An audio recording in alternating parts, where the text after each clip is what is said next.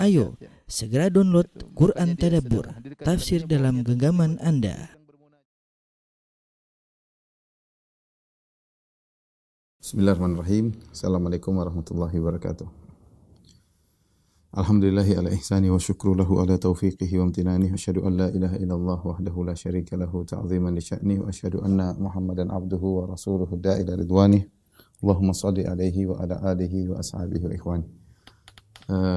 Para jamaah yang dirahmati Allah Subhanahu wa taala, jamaah Masjid As-Sunnah Bintaro yang dirahmati Allah Subhanahu wa taala.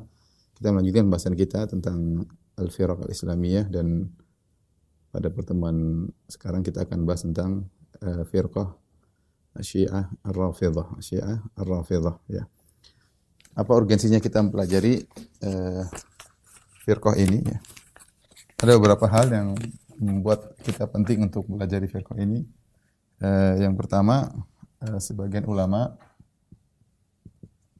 di antaranya Ibnu Taimiyah rahimahullah taala ya. Di antaranya Ibnu Taimiyah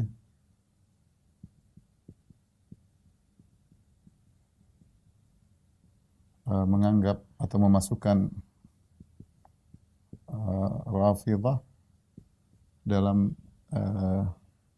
dalam keumuman Khawarij.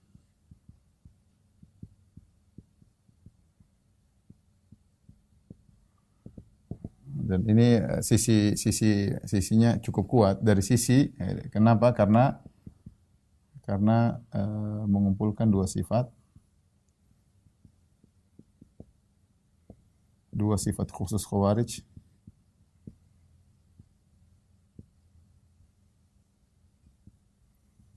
yaitu mudah mengkafirkan dan mudah membunuh kaum muslimin. Mudah mengkafirkan, mudah membunuh kaum muslimin. Dan sejarah membuktikan akan hal ini, dan sudah saya pernah tulis dalam buku saya, judulnya Sejarah Berdarah Sekte Syiah ya. Dan bagaimana mereka dari generasi ke generasi mudah sekali membunuh kaum muslimin di luar golongan Syiah. Kemudian yang berikutnya secara sejarah, maka Syiah adalah firqah kedua yang muncul setelah, nanti kita akan bahas insyaallah, setelah Khawarij. Jadi munculnya sudah lama ya, kelompok Syiah ini. Kemudian berkembang, tadinya tidak begitu parah kesalahannya, semakin parah, akhirnya menjadi Syiah yang sekarang seperti Syiah Imamiyah ya. Kemudian jumlah mereka yang sangat banyak,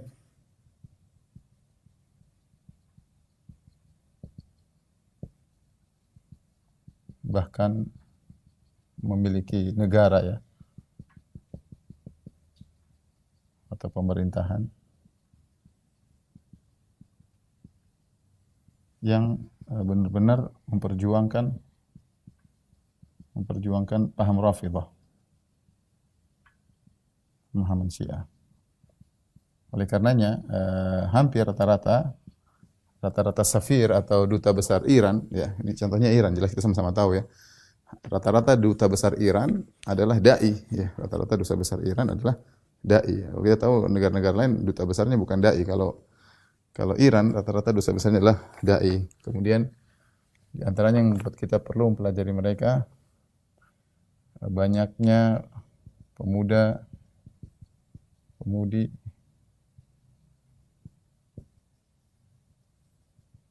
yang terpedaya ya.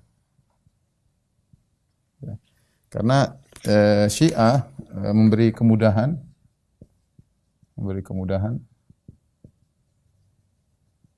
menawarkan kemudahan, misalnya sholat dengan dijamak ya, enak ya, jamak terus. Kemudian ada pemuasan syahwat, yaitu nikah mut'ah. Tentu ini hal yang menarik ya. Kalau zina haram, kalau nikah mut'ah bahkan bukan halal, bahkan dapat pahala. Jadi menarik sebagian orang untuk ikut dalam agama mereka. Belum lagi dakwah mereka dibungkus dengan atau dilabeli, dibingkai ya. Dibingkai dengan cinta dan membela Ahlul Bait. Ahlul Bait ya. Sehingga kita secara nurani namanya orang Islam cinta dengan Ahlul Bait. Siapa yang tidak cinta dengan keturunan Nabi sallallahu alaihi wasallam ya. Kemudian di antara hal yang membuat kita juga perlu untuk mempelajari Syiah Rafidhah, buku-buku lama ya. Buku-buku maqalat seperti Al-Fisal karangan Ibn Hazm atau Maqalatul Islamiyin karangan Abul Hasan Al-Asy'ari dan yang lainnya tidak membahas Syiah Rafidhah secara detail. Apalagi syubhat-syubhatnya.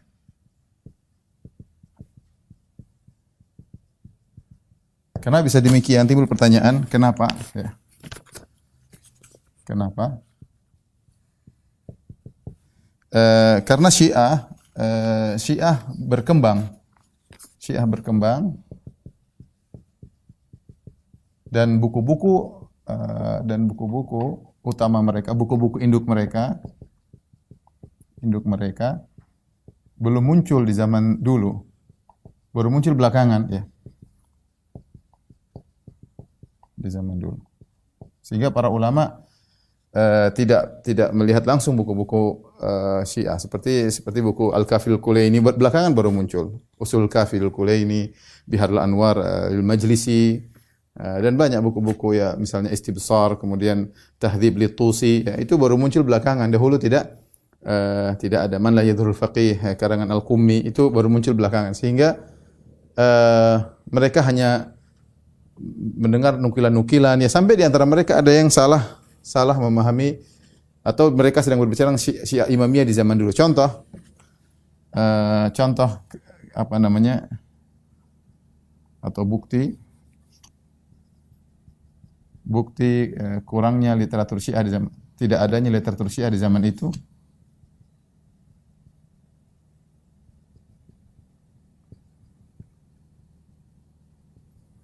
Di antaranya misalnya An-Nawawi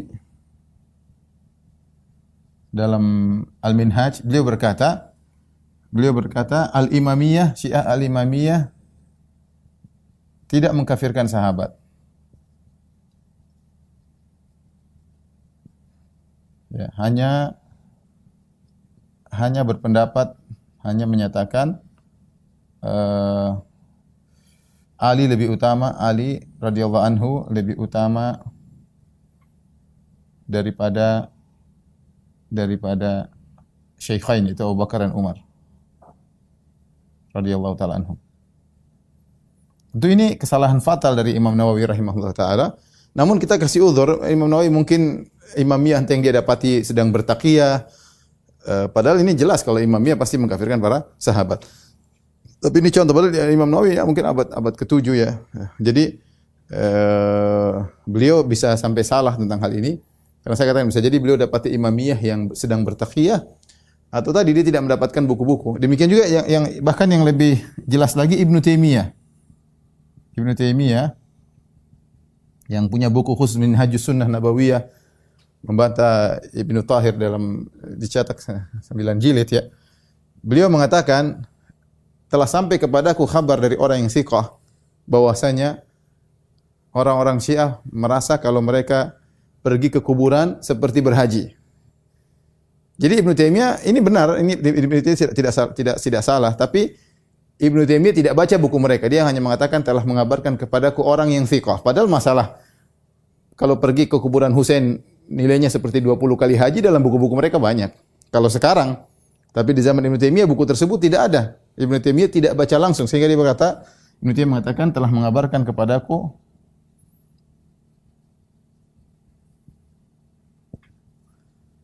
orang yang thiqah terpercaya ya bahwa Syiah berpendapat pergi ke kuburan atau ziarah kubur wali-wali mereka, maksudnya ziarah kubur Husain ya sama dengan haji. Mungkin kelihatannya tidak, kalau zaman itu aneh, kita pun dengar masa ziarah kubur seperti haji. Tapi kalau kita baca buku-buku mereka sekarang, jelas dalam buku mereka siapa yang ziarah ke kuburan Husain seperti 20 kali haji, bukan cuma sekali haji, 20 kali haji. Ini mengisyaratkan bahwasanya para ulama dahulu tidak membahas secara detail tentang Syiah karena tadi Syiah berkembang semakin parah dan sekarang semakin di puncak-puncaknya, dan mereka dahulu juga punya pemerintahan dari Fatimiyun, ya, dinasti Fatimiyun sampai kemudian sekarang Iran, negara Iran ya.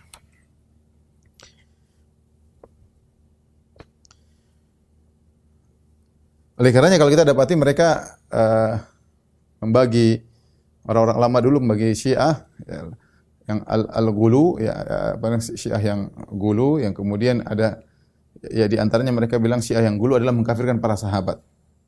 Ya. Kemudian komentar ulama Syiah sekarang justru keguluan ya, sikap ekstrimnya Syiah yang dulu dianggap ekstrim oleh golongan Ahlussunnah merupakan perkara yang daruri, yang harus ada pada kita, yaitu mengkafirkan para sahabat ya.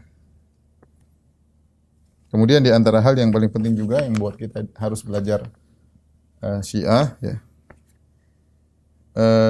Akidah Syiah benar-benar ya berbeda dengan akidah kaum muslimin secara umum. Ya, ini saya fokus terutama Syiah Imamiyah. Nanti ada Zaidiyah, ada Ismailiyah, ada Kaisaniyah, akan kita bahas setelah ini. Tapi ini secara umum saya bicara tentang akidah Syiah Al-Imamiyah ya. Nah, ketika literatur berbeda, ya, kenapa? Karena sumber hukumnya berbeda.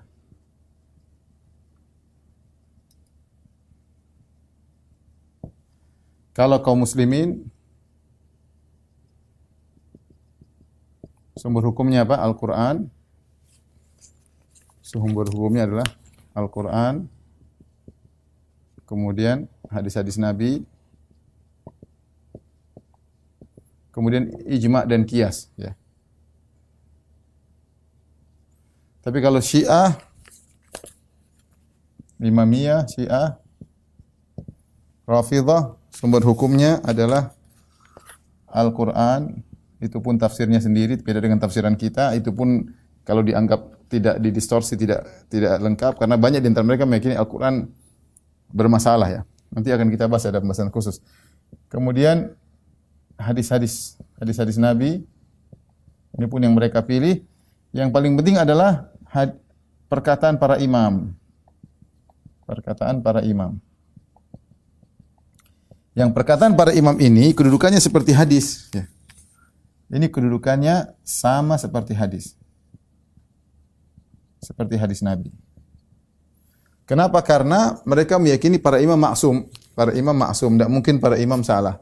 Ketika para imam maksum, maka konsekuensinya imam tersebut sama seperti Nabi. Meskipun mereka tidak namakan dengan Nabi. Kenapa perkataan Nabi jadi dalil? Kenapa perbuatan Nabi jadi dalil? Kenapa pembenaran Nabi jadi dalil? Karena Nabi maksum. Tidak mungkin salah.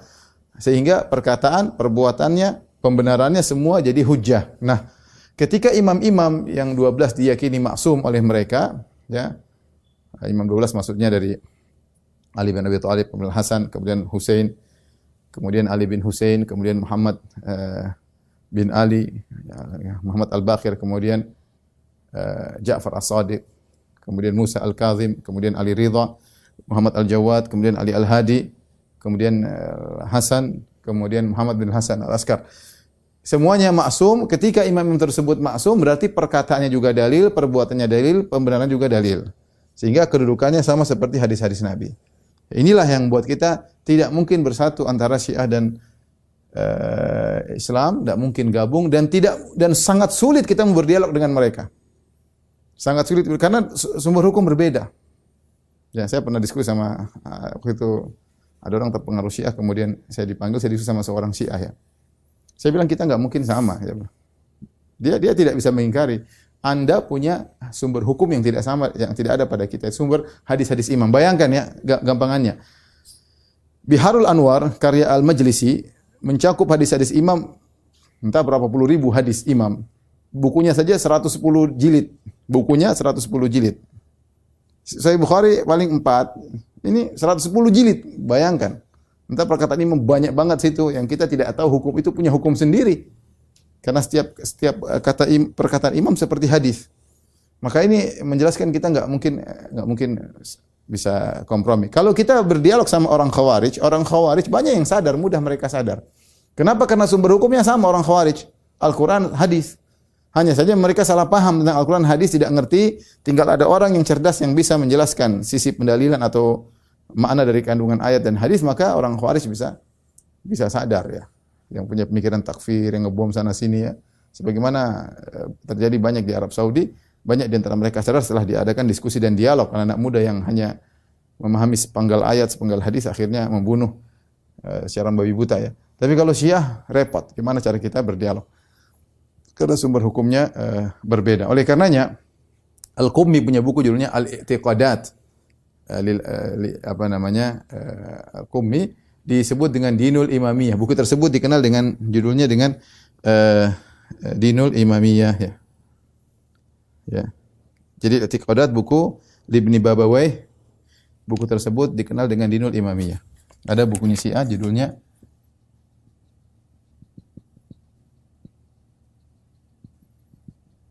Al-I'tiqadat. Karya Ibni Babawayh. Ini dikenal dengan judul bukunya Dinul Imamiyah.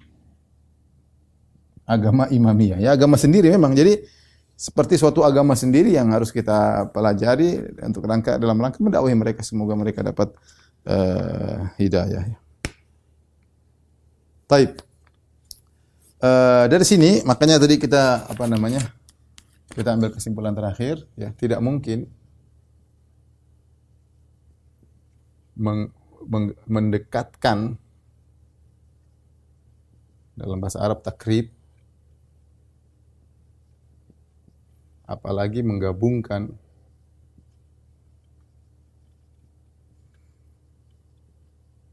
antara Sunni dan Syiah, Sunnah dan Syiah.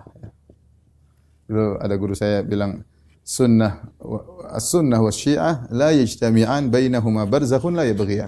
Enggak mungkin Sunnah dan Syiah itu bersatu. Dari sisi literatur yang berbeda, ya. Sama sebenarnya kalau kita dialog sama Ahmadiyah, mungkin gabung Ahmadiyah dengan kita? Enggak mungkin. Nah, nabinya beda, ada nabi baru, terus gimana mau gabung? Kita hanya bisa diskusi, bisa dialog, bisa ketemu kalau sumber kita sama. Kalau sumber udah beda, enggak mungkin ya. Enggak mungkin ya. Kalau kita Khawarij, Mu'tazilah, Murji'ah, semua firqah-firqah masih sumbernya sama. Al-Quran Sunnah hanya sekedar pemahaman yang adu-adu argumentasi, tapi sumbernya sama.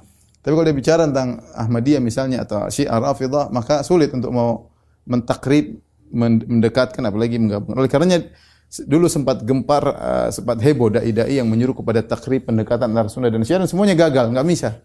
Apalagi terjadi peperangan-peperangan, bagaimana orang Sunnah yang dibunuh baik di Suriah maupun di Iran, yang mereka berkata uqtulus sunnah wadkhulul jannah, bunuh orang-orang sunnah masuk surga. Itu syiar mereka ketika mereka membantai saudara kita di Suriah ya. Jadi tidak mungkin mereka mendekatkan apalagi menggabungkan antara sunnah dan syiah. Tinggal kita hidup berpolitik, bertetangga dengan mereka dengan cara yang baik, tapi kalau secara agama tidak mungkin. Tidak mungkin mau dekat apalagi bersatu. Politik silakan, politik dengan siapa saja bisa kita lakukan. Dari dua sisi penting ya. Dari dua sisi penting. Pertama, sumber hukum yang berbeda, sebagaimana tadi saya jelaskan.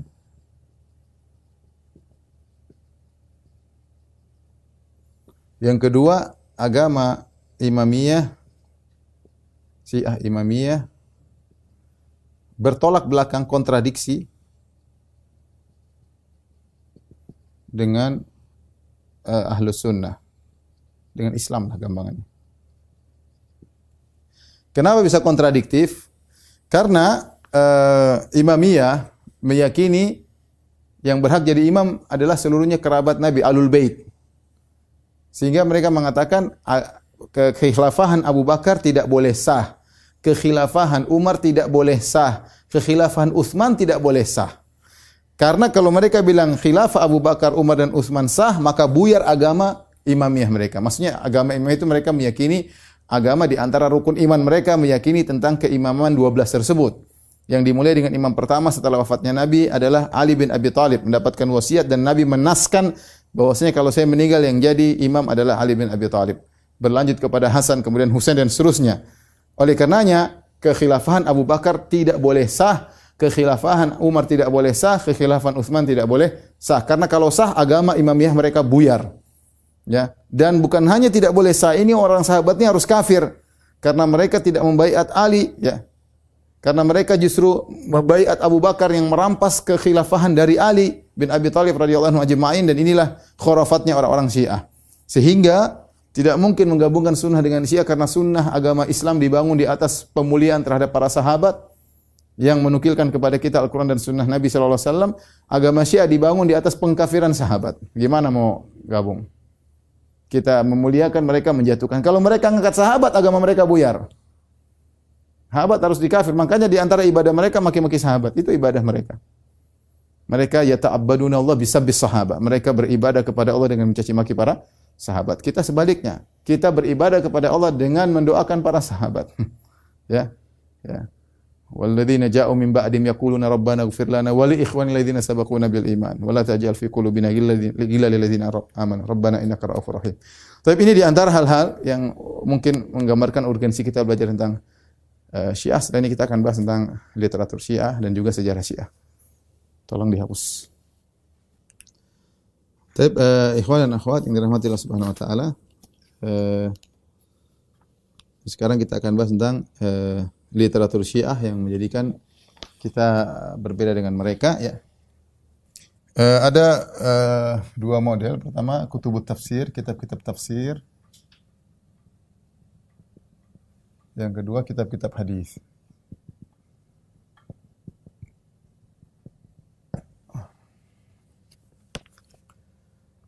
Kitab-kitab tafsir di antaranya tafsir yang terkenal Tafsirul Qummi, Al-Qummi, kemudian ada tafsir Al-Ayyashi,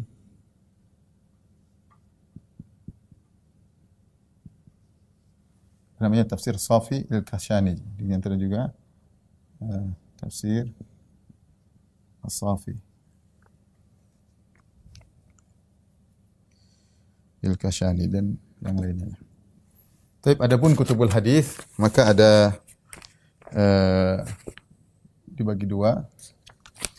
Yang pertama adalah Al-Usul Al-Arba'ah,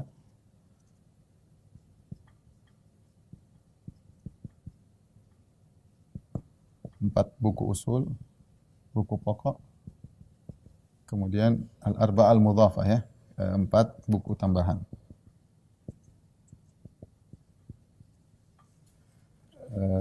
Empat buku tersebut, yang pertama adalah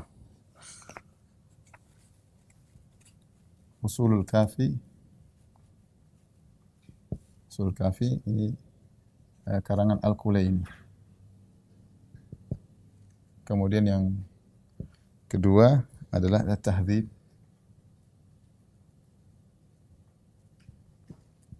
At-Tusi. Dan yang ketiga adalah Al-Istibsar, sama juga At-Tusi. Dan yang keempat Man la yahdurul faqih.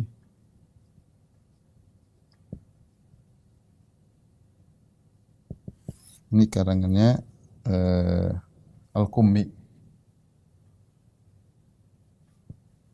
Ini empat kitab hadis yang inti, ya. Usul Kafi saja berapa jilid, ya?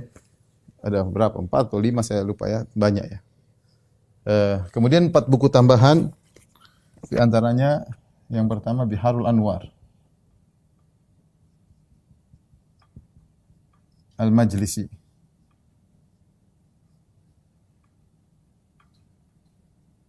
Ini tadi saya sebutkan 110 jilid ya. Ini lebih dari sekitar 110 jilid. Banyak banget ya. Di internet ada. Dulu kita sulit mencari buku mereka. Sekarang di internet ada ya. Mereka tinggal download saja kalau mau lihat ya. Kemudian juga Al-Wafi, Al-Kasani.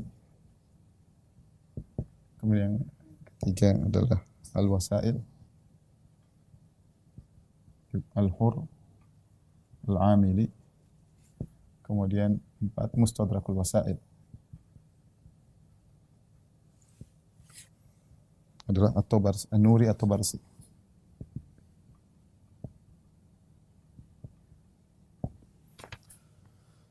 Taib, ini literatur Syiah. Nanti kan kita bahas bagaimana sikap mereka terhadap Al-Quran, sikap mereka terhadap hadis-hadis Nabi, yang semakin menguatkan kita nggak mungkin gabung dengan mereka. Tapi nanti pembahasan berikutnya insya Allah. Ini sementara saya jelaskan secara singkat. Ini semua kitab hadis-hadis apa? Kitab hadis-hadis imam. Hadis-hadis imam ya. Bukan. Hadis-hadis Nabi sedikit, nggak banyak. Ya. Intinya kebanyakannya adalah isinya hadis-hadis imam. Ini yang buat kenapa? Karena imam maksum, tidak mungkin salah, sehingga kedudukan hadis-hadis imam itu sama seperti hadis-hadis Nabi SAW. Bicara tafsir, isinya ngawur-ngawur ya. Ya, isinya ngawur-ngawur. Misalnya sederhana ya. Daraballahu mathalan lil ladzina kafaru imra'ata Nuhin wa imra'ata Lut. Wa daraballahu mathalan ladzina amanu imra'ata Fir'aun id qalat rabbi ibni li 'indaka baitan fil jannah. Allah beri perumpamaan tentang istri Fir'aun. Kata mereka, saya nukil dalam buku saya 33 Banyolan Akidah Syiah. Istri Fir'aun maksudnya istrinya maksudnya Ruqayyah, Fir'aunnya maksudnya Utsman. Coba enggak nyambung ya. Ruqayyah dengan Utsman ya. Nafsir repot. Innallaha ya'murukum an tadhbahu baqarah. Allah menyuruh untuk menyembelih baqarah. Ada yang mengatakan al-baqarah maksudnya Aisyah. Enggak nyambung, susah. Kita bicara dengan mereka. Misalnya kuntum khaira ummatin, kata mereka kuntum khairu a'immatin. Enggak nyambung. Kalian umat terbaik, kalian imam-imam terbaik, dibawa kepada mana? Imam-imam. Kalau kita baca tafsir mereka, aduh repot. Benar-benar tidak nyambung ya. Tapi intinya inilah literatur mereka yang kita simpulkan nggak mungkin kita nyambung dengan mereka, nggak mungkin. Kita punya buku Sahih Bukhari, mereka nggak pakai. Sahih Bukhari, Sahih Muslim nggak dipakai ya. Pakai Al-Quran saja menurut mereka tidak lengkap. Taib, sekarang kita bahas tentang sejarah munculnya Syiah. Tarikh Syiah ya.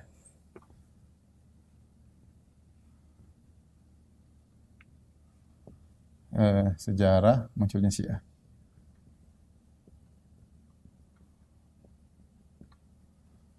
Sejarah munculnya Syiah ada 2 versi. Secara umum ada 2 versi. Pertama versi Syiah,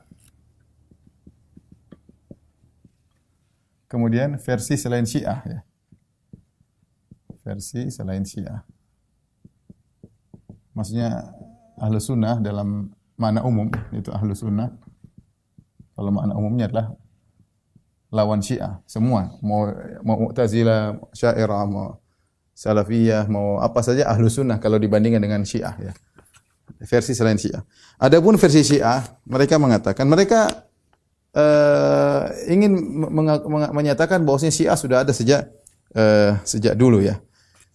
Ada beberapa pendapat di antaranya, pendapat di kalangan mereka. Saya ajak kawan-kawan kalau di internet ada buku karangannya Nasir Al-Kifari tentang Syiah, bagus ya, jadi dia bahas. Ada 2, saya punya 1 buku, saya lupa penulisnya, yang satunya Nasir Al-Kifari, Dr. Nasir Al-Kifari, di salah S3, disertasi di Jamiatul Imam Muhammad bin Saud ya, bagus tentang masalah Syiah, dan kita akan banyak mengambil dari buku tersebut dan buku satunya juga ya. Pendapat di kalangan mereka.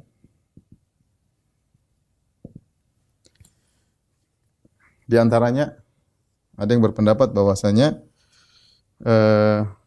tidak semua nabi, katanya nabi bersabda, ada hadis palsu. Hadis palsu menurut kita, menurut mereka benar. Nabi sallallahu alaihi wasallam bersabda, perhatikan. Ma ba'atsallahu nabiyyan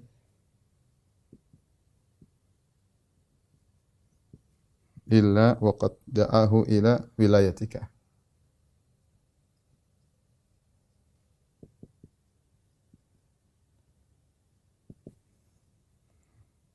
Ta'ian au karihan.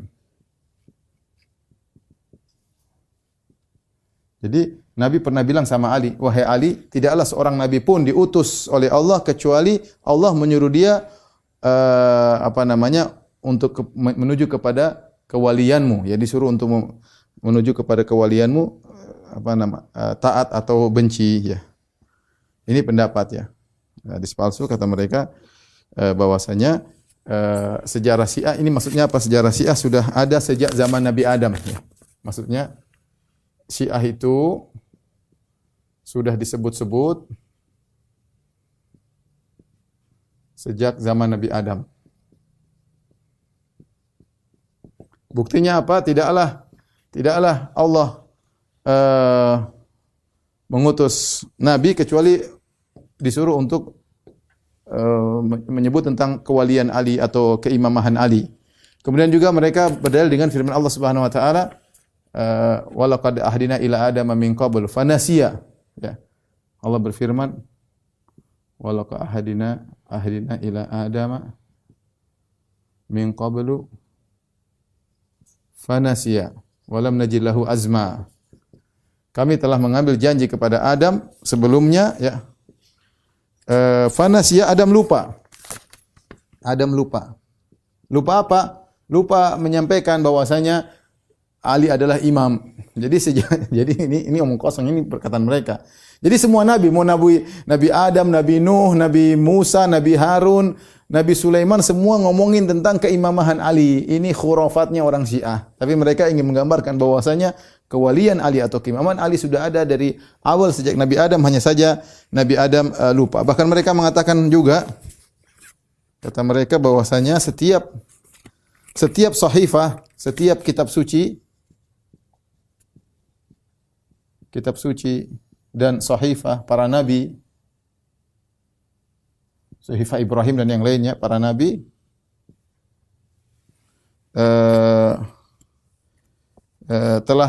telah termaktub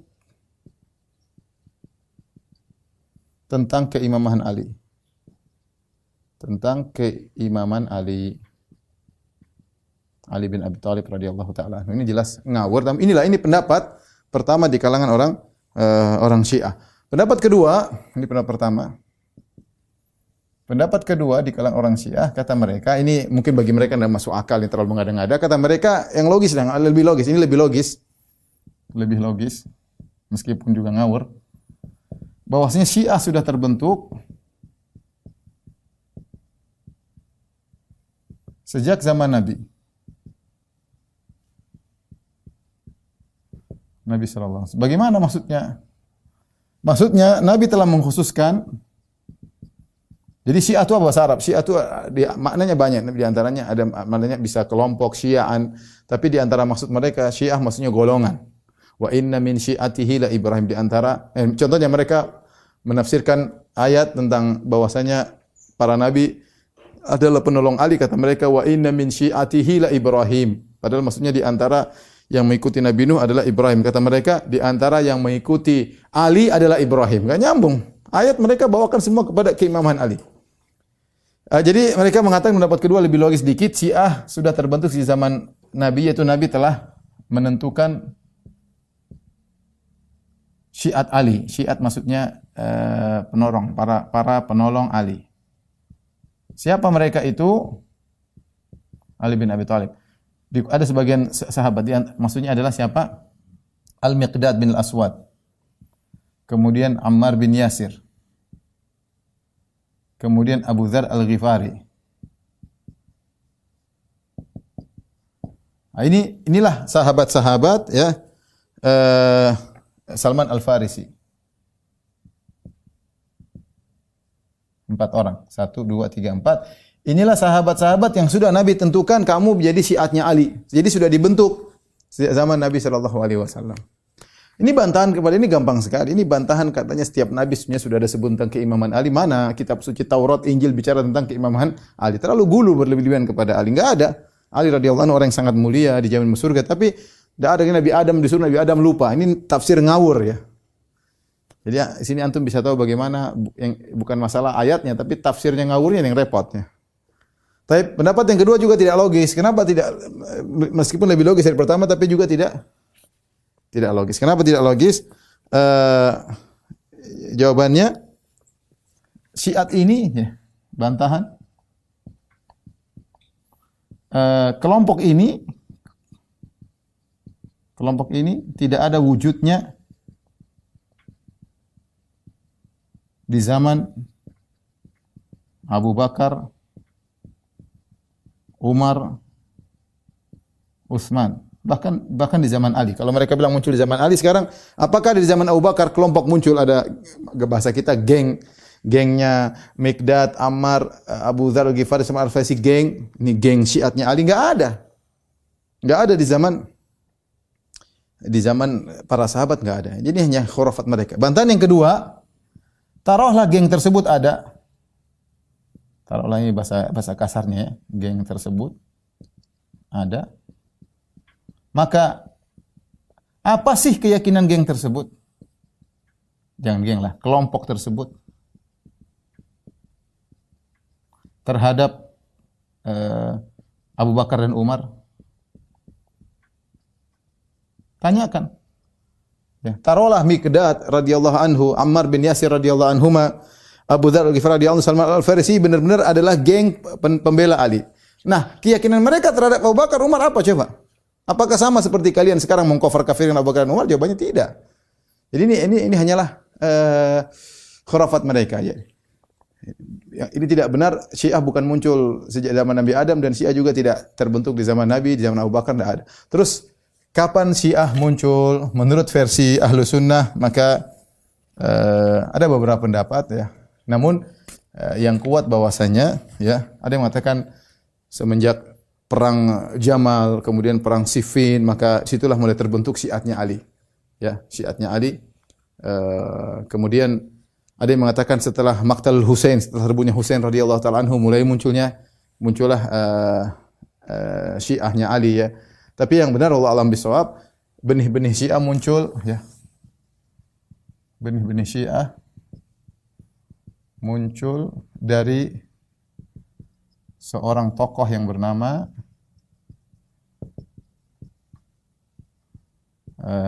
Abdullah bin Saba yang dinisbahkan kepadanya firqah Syiah Sabaiyah, disebut juga Ibnu Sauda. Ya, Abdullah bin Saba ini adalah tokoh kontradiktif di antara Syiah sendiri dan di antara Syiah dan Ahlussunnah. Sebagian Syiah menolak, mereka mengatakan Abdullah bin Saba ini fiktif, tidak ada, ini cuma khayalan. Tetapi sebagian Syiah menerima, bahkan mereka mengatakan ya memang ada. Kita harus mengakui bahwasanya Abdullah bin Saba ada karena sejarah membuktikan bahwasanya tokoh namanya Abdullah bin Saba ini ada, datang dalam riwayat.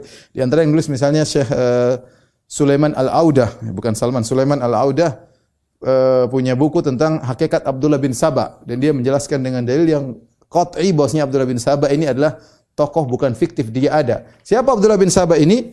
Dia adalah seorang Yahudi dari Yaman. Yahudi dari Yaman ya.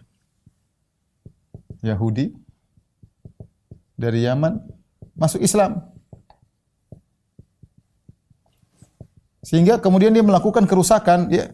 Dan dia sudah muncul sejak zaman Utsman. Dia pergi ke kota-kota untuk provokasi orang untuk memberontak terhadap Utsman dan provokasinya berhasil. Ya, provokasinya berhasil ya. Kemudian dia melanjutkan dengan membentuk benih-benih pemikiran Syiah. Karena dia Yahudi, dia punya ide-ide seperti untuk dia tanamkan kepada orang-orang Syiah, seperti meyakini akidah wasiat bahwasanya Rasulullah SAW berwasiat untuk mengangkat Ali sebagai pemimpin kalau dia meninggal, sebagaimana Musa berwasiat kepada Harun. Ya, sebagaimana Musa berwasiat kepada Harun ya. Jadi Inilah yang kata para ulama, Abdullah bin Sabah seorang Yahudi masuk ke dalam Islam untuk merusak Islam ya, untuk merusak Islam. Sebagaimana kata mereka, Paulus masuk ke dalam Yahudi, Nasara untuk merusak, membuat akidah-akidah yang syirik dalam akidah Nasara. Taib, kemudian berkembanglah, tetapi ingat, ya, Syiah yang pertama kali muncul, ya, tidak mengkafirkan Abu Bakar dan Umar. Itu muncul belakangan. Ya. Sebagian mereka hanya meyakini bahwasanya Ali lebih utama. Tapi tidak ada mengkafir-kafirkan. Tidak ada mencela, mencaci maki Ali, Abu Bakar dan Umar. Tidak ada. Cuma mereka pertama kali bahwasanya Ali lebih utama daripada Abu Bakar dan Umar. Ya. Ya, Syiah yang pertama hanya sekedar meyakini Ali lebih utama jadi khalifah daripada Abu Bakar dan Umar. Tapi tidak ada caci maki, tidak ada tidak ada apalagi mengkafirkan. Nah, itu nanti muncul belakangan. Ya, nanti kemudian muncul lagi berkembang, mulai mencaci maki Utsman.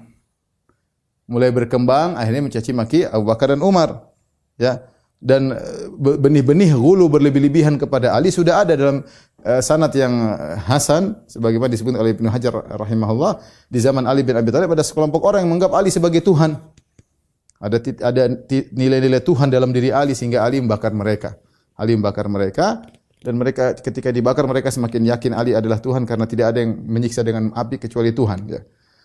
Tapi ini, jadi kalau kita katakan Syiah tidak ada di zaman Abu Bakar, benar. Syiah tidak ada di zaman Umar, benar. Di zaman Utsman muncul, belakangan di zaman Ali, itu pun masih dalam bentuk sederhana. Ya.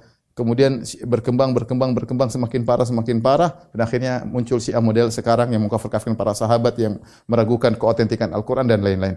Tolong dihapus, kita bahas firqah Syiah sebentar insyaallah taala. Tapi kita bahas tentang firqah Syiah ya.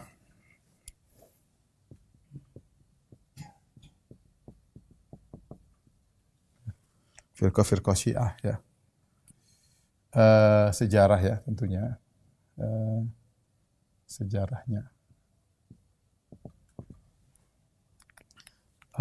Ali bin Abi Thalib tentunya semuanya kembali kepada Ali bin Abi Thalib radhiyallahu taala anhu. Ali bin Abi Thalib punya istri di antaranya Fatimah.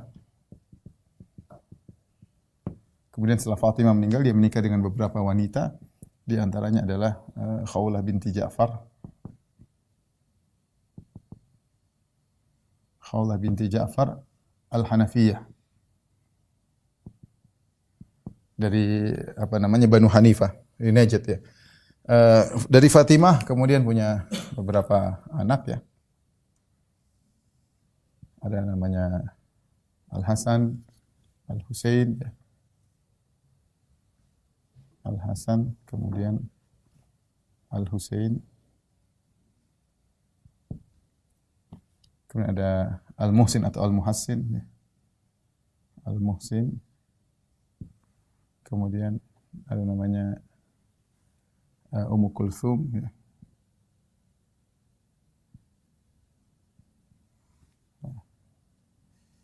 Baik, adapun Al-Hasan maka ya kita tahu meninggal diracun ya. Baik, Al-Husain radhiyallahu taala anhu ya. Adapun dengan Khawlah maka punya anak namanya Muhammad Ibnul Hanafiyah. Disebut Al-Hanafiyah nisbah kepada ibunya Muhammad Al-Hanafiyah untuk membedakan bahwasanya dia bukan anaknya Fatimah, Fatimah ya. Taib, Al-Husain ya punya anak namanya Ali bin Husain. Sebentar, Al-Husain menikah di antaranya punya anak namanya Ali bin Husain.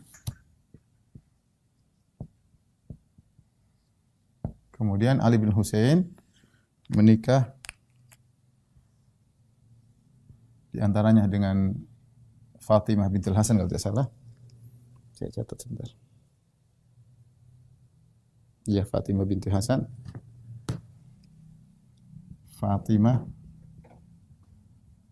bintu Hasan. Al-Hasan. Kemudian dia punya ummu walad. Ummu walad maksudnya budak yang dia gauli dan punya anak. Dari ummu walad ini punya anak namanya Zaid. Zaid. Adapun dari Fatimah bintul Husain di antara anaknya namanya Muhammad Al-Baqir ya. Muhammad yang dikenal dengan Muhammad Al-Baqir. Kemudian Muhammad Al-Baqir punya anak namanya Ja'far As-Sadiq.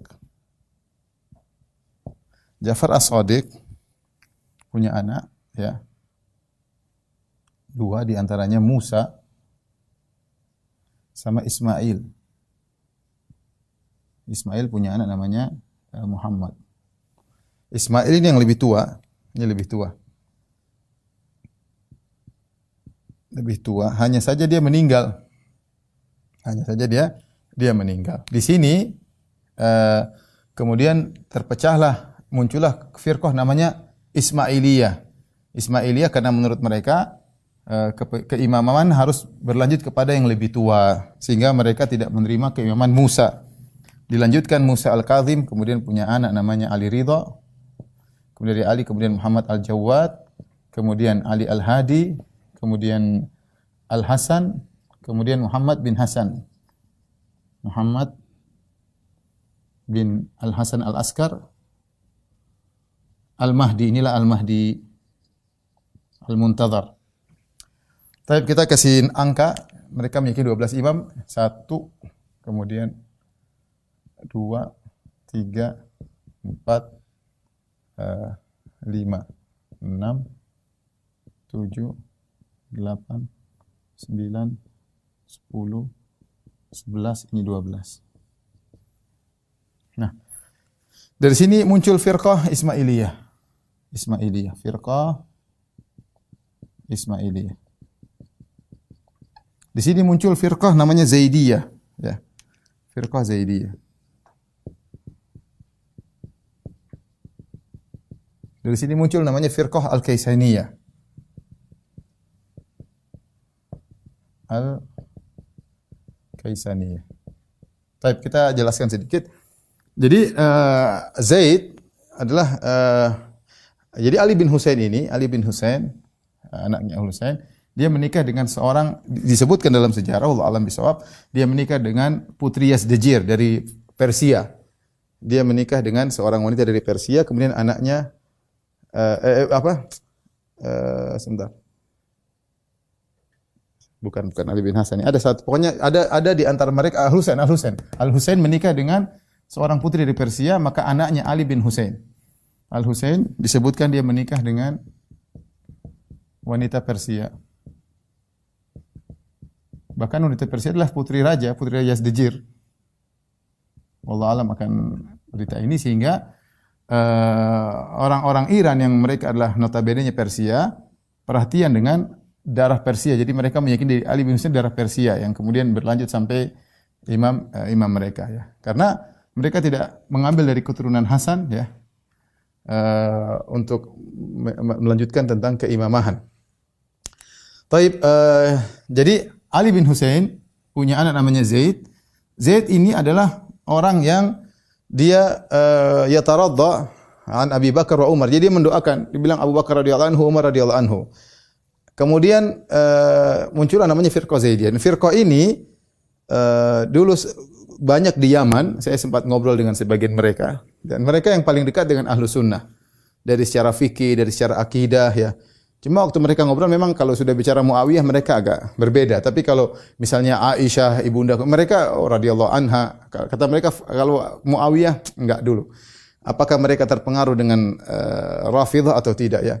Namun sebagian dari mereka, dijelaskan oleh para ulama, sebagian dari Zaidiyah hanya sekedar Zaidiyah secara fikih, secara akidah sama dengan Imamiyah. Ada sebagian mereka Zaidiyah hanya sekedar mazhab fikih. Adapun secara akidah sama seperti Imamiyah ya. Imamiyah maksudnya ini, Itsna Asyariyah. Inilah yang disebut dengan mazhab Imamiyah Itsna Asyariyah. Mazhab Imamiyah itu semuanya Imamiyah. Firqah Al-Kaisaniyah juga Imamiyah karena mereka meyakini bahwasanya keimamahan melalui Muhammad bin Hanafiyah. Firqah Zaidiyah juga meyakini Imamiyah, meyakini keimamahan. Ismailiyah juga meyakini keimamahan tapi menurut mereka dari jalur ke Ismail. Kemudian Itsna Asyariyah juga adalah Imamiyah sama, mengakui keimaman tapi melalui Musa Al-Kazim. Yang tersebar di alam Islam sekarang paling banyak yang ini, Itsna Asyariyah. Ya, Itsna Asyariyah. Yang meyakini 12 imam yang di Iran, yang tersebar di Indonesia, yang tersebar di Irak dan yang lainnya. Ya. Ismailiyah ada di daerah Saudi kalau nggak salah di daerah Najran ya. Dan dari Ismailiyah ini muncul firqah-firqah yang lain, mazhab Batiniyah. Dari Ismailiyah muncul beberapa firqah, di antaranya seperti Al-Qaramitah ya. Itu dari kemudian Al-Fatimiyun. Ya. Ini juga dari Ad-Duruz ya. Ini semua adalah mazhab batinah, kebatinan. Mereka punya tafsir batin semua dari Ismailiyah ya. Muncul firqah-firqah yang Qaramitah yang pernah membunuh jamaah haji, kemudian mencongkel Ka'bah, bawa lari Ka'bah sampai mereka pegang 20 tahun lebih kalau enggak salah. Kemudian mereka kembalikan dari Ka'bah yang telah mereka curi dan mereka membunuh jamaah haji, mereka masukkan dalam sumur Zamzam, perbuatan Al-Qaramitah ya. Jadi ini sekilas tentang apa namanya. Adapun firqah Kaisaniyah ini setelah Al-Husain meninggal dunia, setelah Al-Husain terbunuh, saudaranya Muhammad bin Hanafiyah, maka muncul seorang namanya Mukhtar bin Abi Ubaid Ats-Tsaqafi.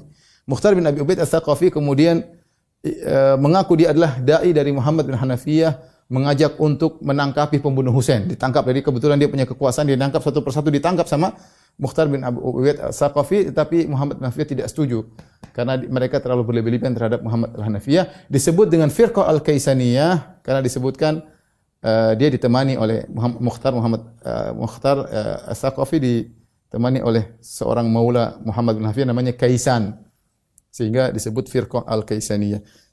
Ini secara sederhana, tapi yang kita mau fokuskan adalah ini ya, yang Itsna Asyariyah ya. Kalau ada waktu kita akan bahas Ismailiyah itu apa, tapi tidak begitu pengaruh di Indonesia. Yang pengaruh adalah ini, yang dari Iran adalah firqah Imamiyah Itsna Asyariyah ya. Imamiyah karena mereka meyakini keimamahan, disebut Itsna Asyariyah karena imam mereka 12 ya. Ini sementara yang bisa saya sampaikan, rekan-rekan yang dirahmati Allah Subhanahu wa taala, jamaah Masjid As-Sunnah Bintaro, insyaallah kita lanjutkan pada pekan depan tentang Rafidhah ya. Tapi demikian saja. Saya banyak pertanyaan tapi saya tidak bisa jawab. Insyaallah kita tunda mungkin di pertemuan berikutnya. Kurang lebihnya saya mohon maaf. Wabillahi taufiq wal hidayah. Assalamualaikum warahmatullahi wabarakatuh.